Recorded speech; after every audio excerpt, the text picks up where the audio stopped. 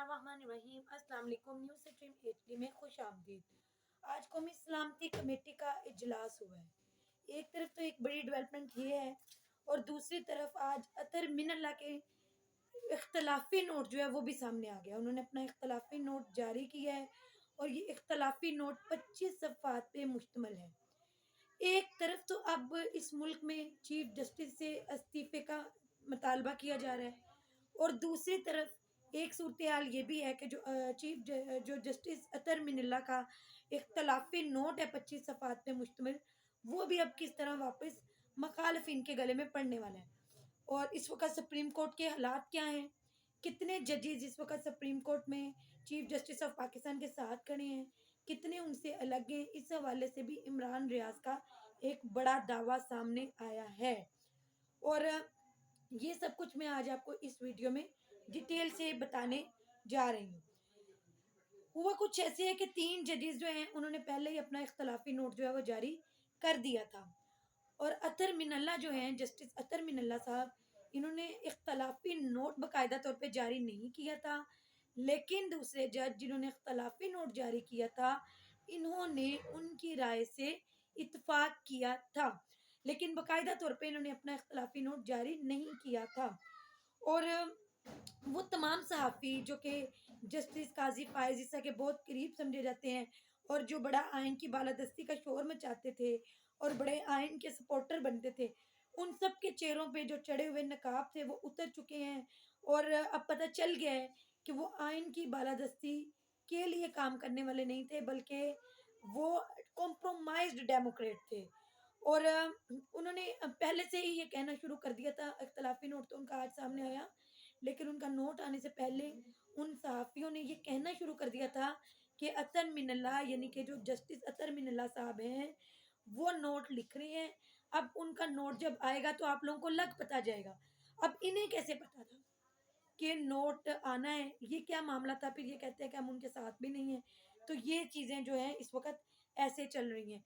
Note फिर अतर मिनल्ला साहब का 25 सफ़ात पे मुश्तमिल आ गया।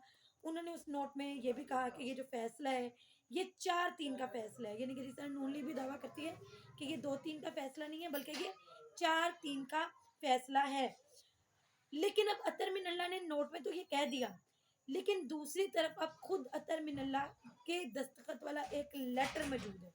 वो खुद अतर मिनल्ला के इस 4-3 वाले फैसले की के दावे की किस तरह नफ़ी करते हैं, वो भी मैं इस वीडियो में आपके सामने रख देती हूँ। जस्टिस जमाल मंदोखेल ने एक इख्तलाफी नोट लिखा और फिर ये अजीब सी कुछ मामलात हुए, ये मैं आपको तरतीब से बताती हूँ, फिर आपको समझ आ जाएगी। जस्टिस जमाल मंदोखेल साहब ने एक इख्तलाफी नोट लिखा, उसका हवाला फ़रूक एच नाइक देते हैं। अब हैरानी इस चीज़ की है कि फैसला अभी नहीं आया, तो फ़रूक एच नाइक के पास कैसे आया? उन्हें कैसे पता इस इख्तलाफी नोट का? फिर इसी तरह जस्टिस याह्या अफरीदी के नोट का हवाला जस्टिस मंसूर देते हैं और फिर जस्टिस मंसूर उसका हवाला देते हैं और फिर उसके बाद तफसीली फैसला सुना देते हैं। और फिर चीफ जस्टिस साहब जिस दिन नया बेंच बनाते हैं, नया बेंच रिकॉन्स्टिट्यूट करते हैं, उस दिन जस्टिस मंसूर का इख्तलाफी नोट सामने आ जाता है। और फिर आज जब कौमी सलामती कमेटी का इजलास हो रहा है, अतर मिनल्ला ने भी इख्तलाफी नोट नहीं दिया था, उन्होंने सिर्फ इत्तेफाक किया था इख्तलाफ करने वाले जजेस के साथ।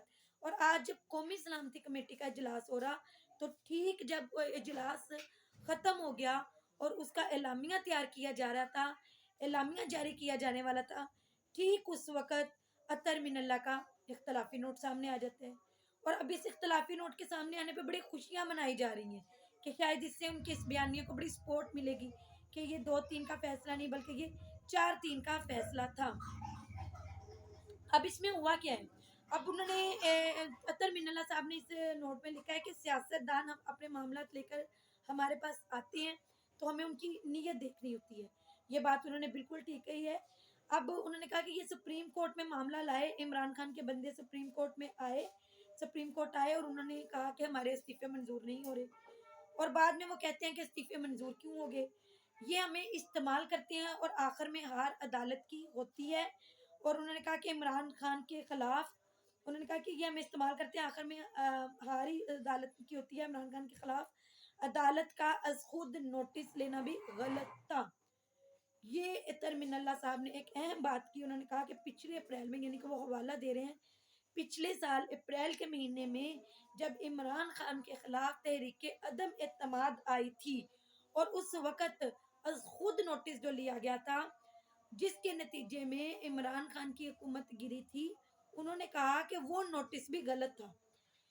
لیکن یہاں پر ایک چیز جو ہے وہ قابل غور ہے، انہوں نے اس چیز کا ذکر نہیں کیا، یہ تو انہوں نے کہہ دیا کہ وہ نوٹس لینا بھی غلط تھا، وہ سو موٹو بھی غلط تھا، لیکن سوال ایک یہ بھی بنتا ہے کہ اس وقت جسٹس اطہر من اللہ صاحب انتہائی محترم، ہم ان کی بہت عزت کرتے ہیں، وہ خود اس وقت اسلام آباد ہائی کورٹ کے چیف جسٹس تھے۔ انہوں نے رات 12 بجے عدالت کھولی، یہ اپنے گھر سے عدالت کی طرف آئے اور یہ عدالت لگا کر بیٹھے رہے، اس بارے میں انہوں نے نہیں بتایا کہ یہ غلط تھا یا نہیں تھا۔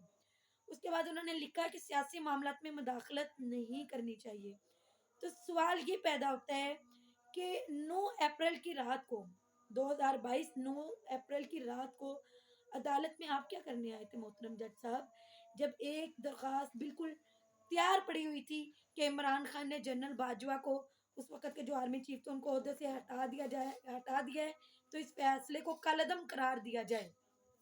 تو عدالت لگی رہی، جب اس وقت تک عدالت لگی رہی، اس وقت تک عدالت سٹینڈ بائی پہ تھی کہ جب تک عمران خان ڈائری لے کر وزیر اعظم ہاؤس سے چلے نہیں گئے، کہ جیسے ہی عمران خان اگر نوٹیفیکیشن کوئی ایسا جاری کرتے ہیں جس میں وہ آرمی چیف کو ہٹاتے ہیں، تو اسی وقت عدالت تیار تھی اس عدالت میں انہیں پیشی کرنے کے لیے اور آرڈر لگانے کے لیے۔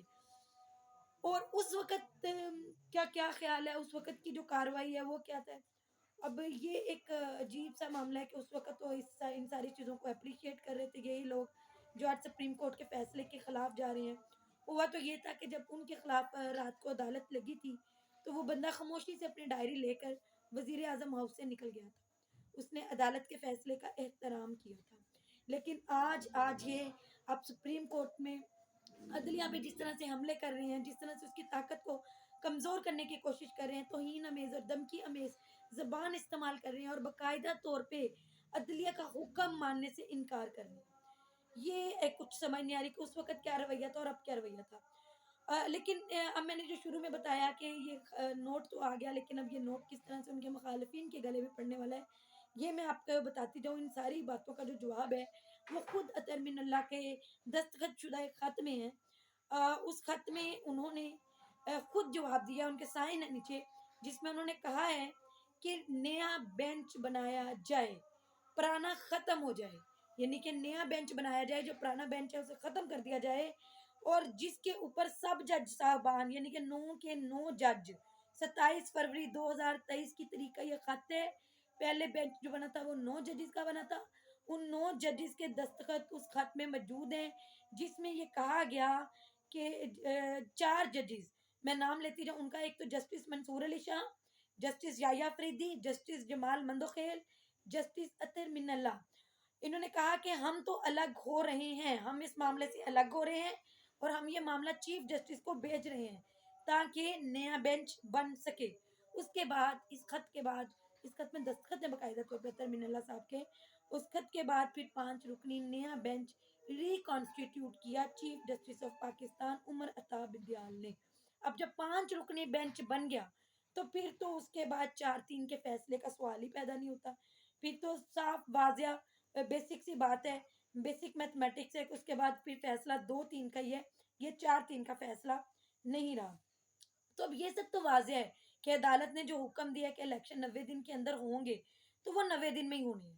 ہاں لیکن اگر آپ غیر آئینی طریقے اپنانا چاہتے ہیں، غیر قانونی طریقے اپنانا چاہتے ہیں تو 100 طریقے ہیں، بلاول صاحب نے تو ان طریقوں کو باقاعدہ طور پہ بتایا بھی ہے، یا یہ طریقے آپ کے پاس کہ آپ آئین میں ترمیم کر لیں۔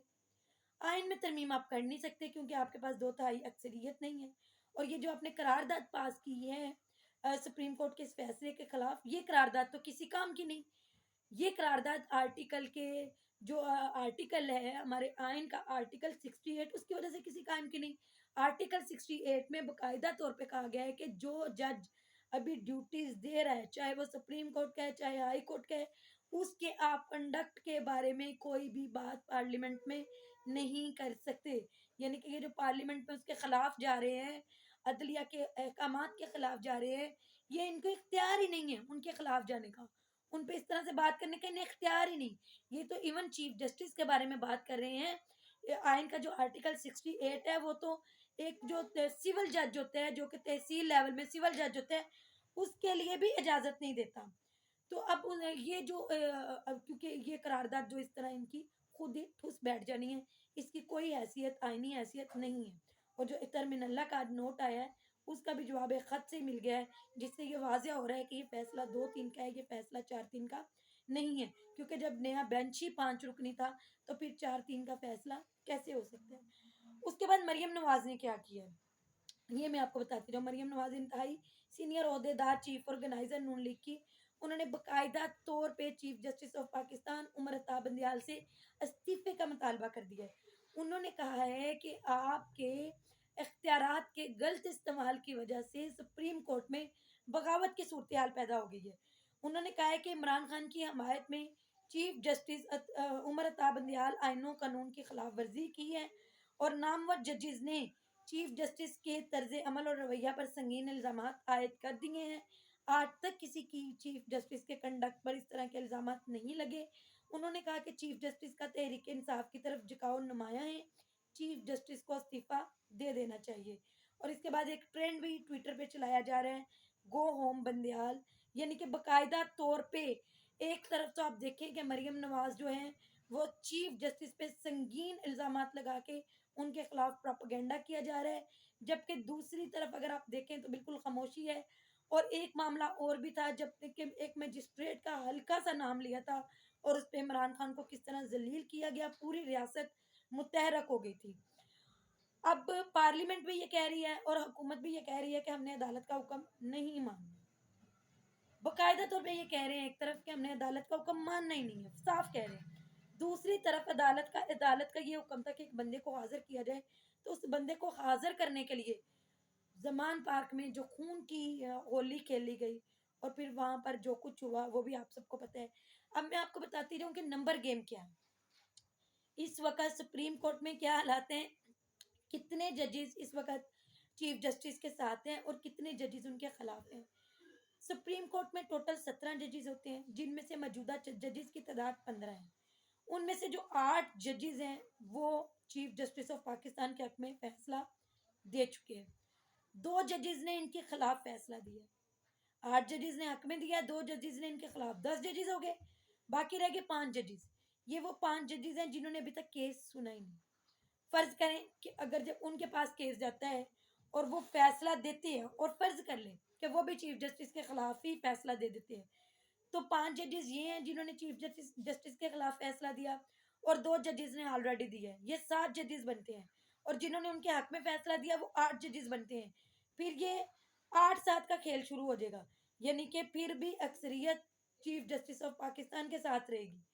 تو اس طرح سے 8-7 کی صورتحال بن جائے گی، اور 8 ججز جو ہیں وہ چیف جسٹس کے ساتھ ہوں گے، وہ جو فیصلہ دیں گے وہ چیف جسٹس کے حق میں دیں گے، اور 7 ججز جو ہیں وہ اقلیت میں تصور کیے جائیں گے. اور اس طرح سے کہا یہ بھی جا رہا ہے کہ شاید اسی وجہ سے عدلیہ کی طرف سے بھی خاموشی ہے، کہ انہیں پتہ ہے کہ ہم اپنی جگہ پہ اسٹرانگ ہیں، تو یہ جو کچھ بھی کر رہے ہیں اس کا انہیں کوئی خاص فائدہ ہونے والا نہیں ہے. اب تک کے لیے اتنا ہی. نیکسٹ ولاگ میں انشاءاللہ پھر ملاقات ہوگی. اللہ تعالیٰ آپ کو ایمان والی صحت والی زندگی عطا فرمائے. اللہ حافظ.